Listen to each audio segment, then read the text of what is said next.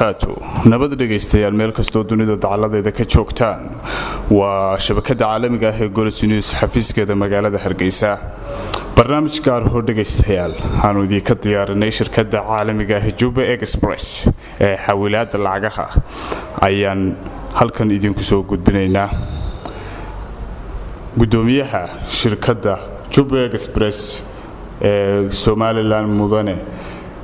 Abdisalaam Xasan Giir oo aanu xafiiskiisa ku booqanay isla markaana barnaamijkan gaar ah ka samaysanay ku soo dhawaada dhageystayaal Abdisalaam Xasan Giir gudoomiyaha shirkadda JUBA Express ee Somaliland maanta halkan waxay soo booqday shirkadda Golisnews taasoo siinaysa macluumaad ku saabsan shirkadda JUBA Express waqtigii bilaabatay meeshii ka bilaabatay waxay qabato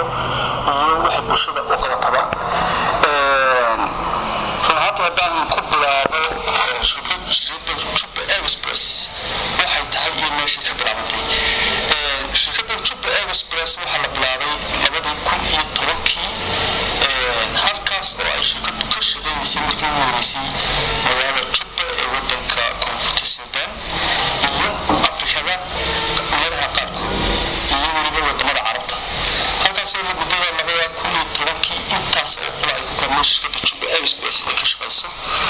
sanadkii 2011 ayay shirkaddu ku fiday dhammaan dacallada adduunka oo dhan shirkadda JUBA Express xarumaheeda Somaliland waxaan liisanka u qaadnay sanadkii 2010 halkaas oo ay shirkaddu wax shaqo ka bilaabay muddadaas sanadkii 2010 shirkaddu si rasmi ah waxay shaqadeeda uga bilaabay jamhuuriyadda Somaliland sanadkii 2011 bishii shanaad halkaas oo aan ka fogay xafiisyadii ugu horreeyay dhammaan gobollada Somaliland hase ahaatee sanadkii 2012 ayaan waxaan si fiican ugu fulinay shirkadda dhammaan gobollada magaalooyinka iyo tuulooyinka Somaliland halkaas oo aan uga furnay xarun iyo xaafadka istaan ka furnay haddii aan ka warramo shirkadda JUBA Express maxay qabataa customer service maxay ka samaysaa maxay ugu tala gashay inay bulshada ku soo jiidato hadafkeedu uu ka duwan yahay hadafyada shirkadaha inta badan ay sameeyaan anagu laba hadaf ayaa noo ah astaan waa customer service ama waxa loo yaqaano habka loo caawiyo macaamiisha ama soo dhaweynayso taasoo aan u arko inay asaas u tahay business-kan aan sameeyno waayo waxa la yiraahdaa qofka customer-kii always isaga saxan hadduu khaas sameeyo isaga saxan hadduu wanaagsan sameeyo isaga saxan because waa qofka lacagta ka sameeyay markasta waa inuu habka dhigto taas waa wanti baadati kaastana waxa weeye wadanka aad ka shaqaysanayso maxaad ku ciidaysaa oo muhiim ah bulshada reer Somaliland aan ka shaqaysan waxaan ku ciidaynaa ayara inta in soo far aan jirnay aan wax ka qayb qaadan laakiin hadafkeedu uu yahay bulshada inaan wax ku cilmo oo meelaha aan doonayno inaan wax ka qabano inta badan waa meelaha community serviceska ee u dareeraya dadka danyarta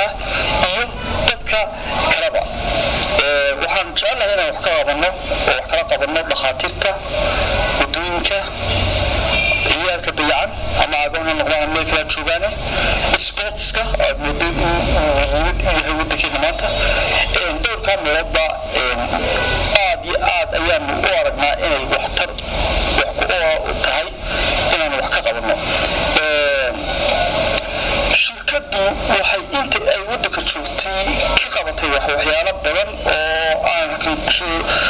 kan imika laakiin wax ka tilmaamay ay kamid yihiin agoomaha hargeysa xaruntooda aan tagnay oo aanay caruur u baahan in la caawiyo taasoo aan gacan ka geysanay waxaan taageernaa wax ka qabanaa dhalinyarada sportska ama dhalinyarada meelaha dhalinyarada u dareynaya waayo waddankeena maanta warabtay tahriibta ku badan runtii su'aasha tahriibta aad baan isu weydiiyay maxay ka timi maxay tahay maxay dadku tahriibiyaan laakiin waa mid meeshii saxda ah ay dadku weli baydkeeda taaban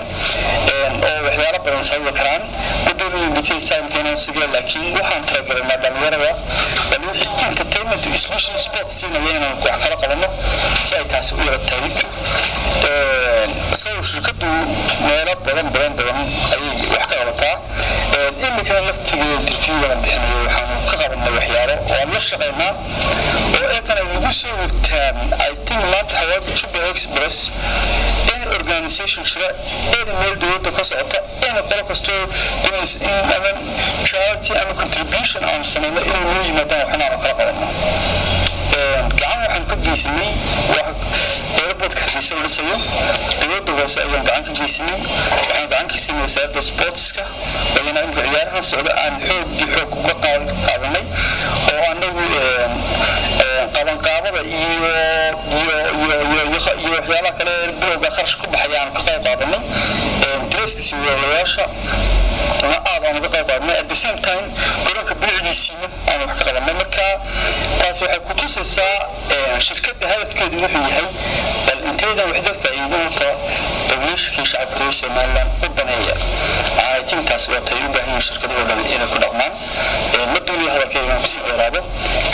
waayo waxaan ku karamaha shirkadda waxa ka hadafkeedu habka u shaqeysada laakiin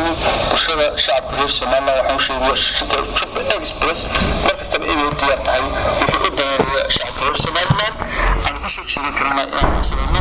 service يمكن إذا سوى كلام دوان سوينا طبعا كفردنا هالجيسة تسمعون ما عندنا وحدة من يتكبدوا تطلع تسمع بشكرية السلام عليكم ورحمة الله وبركاته